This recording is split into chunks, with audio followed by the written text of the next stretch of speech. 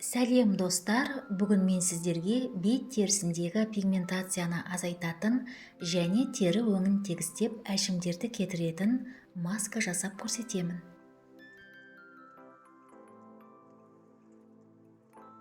Бір картопты тазалап кесеміз. Бөліктерге бөліп ыдысқа саламыз. Картоп пигментацияны азайтады және теріні ағартады. Картоп құрамы көмірсулар мен дәрумендерге бай. Бізге бір лимон керек. Лимонға жарты шай қасық ас содасын салып, су құйып, ысқылап, жақсылап жуып, шайып аламыз. Лимон тері бетінің тотығып зақымдалуын азайтады.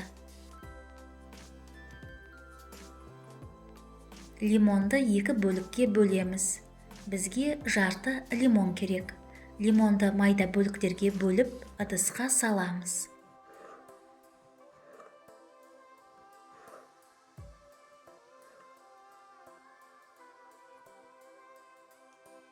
Үстіне 250 мг су құйып, орташа отта 10 минут пісіреміз. Лимонның құрамында С дәрумені бар. Ол коллаген синтезін ынталандырады және теріні ағартады. Дайын болған қоспаны бөлме температурасында суытып, ыдысқа құйып, блендермен езіп пюре жасаймыз. Картоп пен лимон қара дақтарды, пигментацияны кетіреді, терідегі коллагенді ынталандырады және бет теріңізді жарқыратады.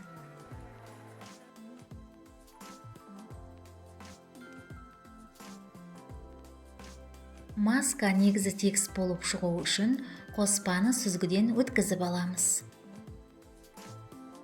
Достар, егер мені қолдағыңыз келсе, каналға жазылыңыз, лайк басыңыз, видео рецептпен достарыңызбен бөлісіңіз. Маска негізіне қосу үшін күріш ұны керек.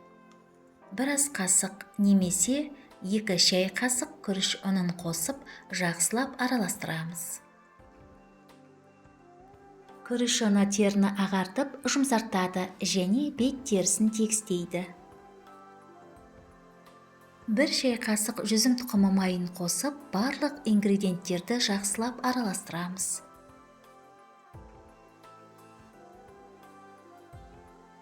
Дайын болған масканы шыны ыдысқа құйып, тоңазытқышта 7 күнге дейін сақтай аламыз.